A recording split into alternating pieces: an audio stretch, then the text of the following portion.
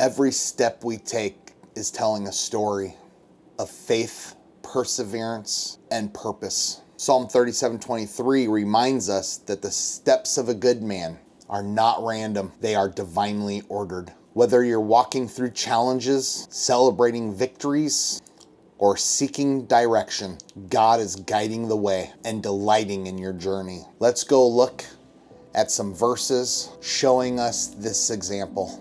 I'm Skip. This is Refined by God. Let's get going.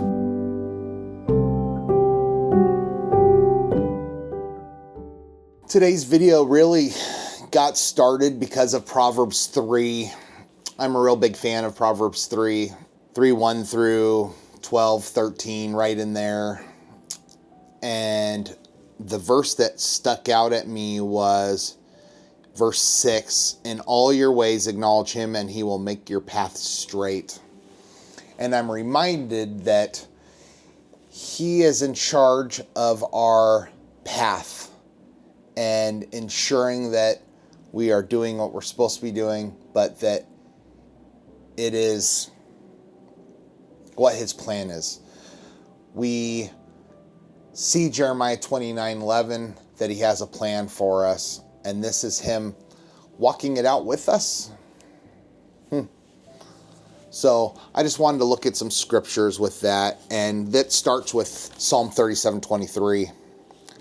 And Psalm 37:23 is the very first one that really gives us this idea of his steps, or our steps, are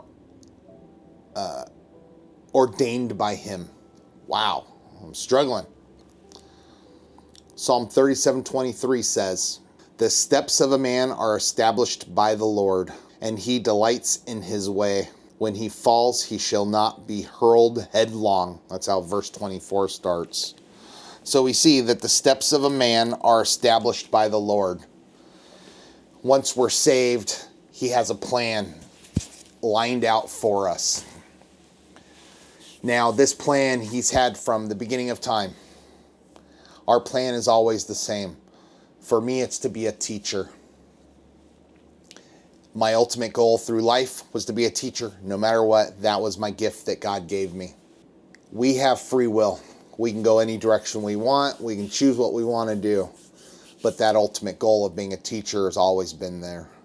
If I grew up in the church and decided not to join the Navy and just kept walking the walk, maybe I would have been a teacher when I was 23, 24, 25 years old. Who knows? But I didn't take that path. I took a whole other path. And that path still ended at the same place. Me being a teacher, even though I was hard-headed about it. Our steps are ordained by the Lord, by Yod-He Vav-He. And this is all of us, brothers and sisters. Next verse I want to look at is 1 Samuel 2:9. 1 Samuel 2:9 says, he keeps the feet of his godly ones. Cool way to say it. But the wicked ones are silenced in darkness. For not by might shall a man prevail. We prevail because our path is ordained. We are walking in the steps that the Lord has made for us. Next, we're going to look at Psalm 40, verse 2. This is for those who have struggled and hit rock bottom, for them to realize that God has been calling them this whole time. He brought me out of the pit of destruction, out of the miry clay, and he set my feet upon a rock, making my footsteps firm. So not only is he aligning our path, ordaining our path, and setting that foundation, but he's also allowing us to step firmly on it, making footsteps firm. So first I wanted to look at the word for feet, which is 7272 in the Hebrew. It is the word regel, and it means a foot or a step. Pretty simple. I like the fact that it's a step. Next one I want to look at is footsteps, and that is Strong's number 838, ashur, and it's the sense of going a step. So I'm just kind of reinforcing this idea that our steps are ordained. And the last one I want to look at in this verse is 3559, which is firm. So it says, he set my feet upon a rock, making my footsteps firm. This word firm, kun, means to set up, to make firm, to establish, or to prepare. We've seen this word before multiple other times when it talks about establishing our foundation, our walk in general. Next verse, Proverbs 23:18 and 19. Surely there is a future, and your hope will not be cut off. Listen, my son, and be wise, and direct your heart in the way. The reason I wanted to look at this is because this word for going a step comes from the word 833, which is a shar, and this word means to be happy. It means to be blessed, to move forward, or to advance. And that here is, and direct your heart in the way. Make your heart happy. Go in that direction, moving forward, advancing. You don't know how many times I've said it. We are to advance in our walk. We are to grow in our walk.